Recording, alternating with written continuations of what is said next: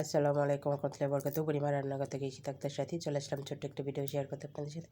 তো আজকে বানাচ্ছি মুরগির গোশের চপ। তো মুরগির বুকের মাংসটা নিয়েছি কিউব কিউব করে কেটে। তো এখানে এটা ম্যারিনেট করার জন্য আমি যে সব কিছু উপকরণ নিয়ে বসেছি। তো এখানে লাগছে আমার যে মরিচের ফাঁকি, জিরা, ধনিয়া, হলুদের ফাঁকি, গরম মশলার ফাঁকি আর স্বাদ মতো লবণ। আর দিয়ে দিচ্ছি একটু সয়া সস, আর দিব আমি আচারের একটু তেল, আর দিব একটা ডিম, আদা রসুন পেঁয়াজ বাটা, আর দিব লেবু। তো এই সব কিছু উপকরণ দিয়ে মেখে নিয়ে তারপর আমি এটার ভিতরে দিব কর্নফ্লাওয়ার। এই যে একটু সরিষার তেলও দিয়ে দিচ্ছি।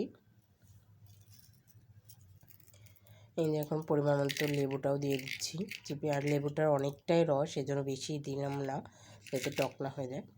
তো এই যে কর্নফ্লাওয়ারটা দিয়ে দিব। তো এটা কর্নফ্লাওয়ার এবং চাউলের গুঁড়া মিক্সড করে করলেও ভালো হবে, আবার শুধু কর্নফ্লাওয়ার দিলেও করলে খুব মোচমোচে হবে, খেতেও ভালো লাগবে। তো এই যে আমি সুন্দর করে এটাকে মেখে নিচ্ছি।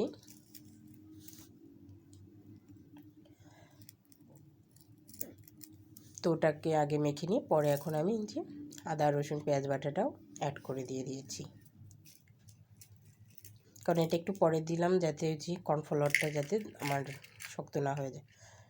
তো এই যে আমি প্রায় 20 মিনিটের মতো ম্যারিনেট করে রেখে দিয়েছিলাম। এখন এই যে চুলায় তেল গরম করলাম, ভাজতে চলে এসেছি। তো আমি চামচ দিয়ে ট্রাই করতেছি, মানে বিসমিল্লাহ বলে আমি চুলায় দিয়ে দিয়েছি। আমার তেলটা গরম হচ্ছে। তো মাঝারি আছে সুন্দর মতো ব্রাউন কালার করে ভেজে নিতে হবে।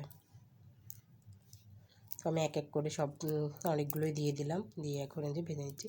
তো এখন একটু উল্টিয়ে দেবো, যেহেতু আমি চামচ দিয়ে দিয়েছি সেই জন্য যেরকম হয়ে গেছে। তো এটা একটু ভাজা হওয়ার পরে ছুটে যাবে, মানে খুন্তির দিয়ে একটু নাড়া দিলেই ছুটে যাবে।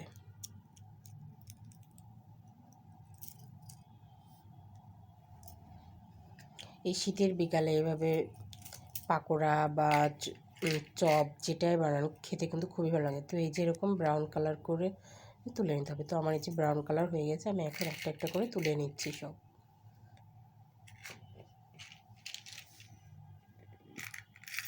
এইভাবে আমি বাকি যে গোশটা আছে সেটাও ভেজে নেব। তো বুড়িমা রান্নাঘর ইউটিউব চ্যানেলটা ভালো লাগলে সাবস্ক্রাইব করতে ভুলবেন না, আর বেশি বেশি করে শেয়ার করুন আমার চ্যানেলটা। তো এই যে বাকিগুলো ভেজে নিয়েছি, দেখুন কত সুন্দর তৈরি হয়ে গেছে আমার গরম গরম মুরগির মাংসের চপ। তাও ভিডিওটা ভালো লাগলে না টেনে দেখতে হবে। আজকের মতো এ পর্যন্ত, আবার আর একটা ভিডিও নিয়ে আপনাদের সাথে হাজির হবো। আল্লাহ হাফেজ।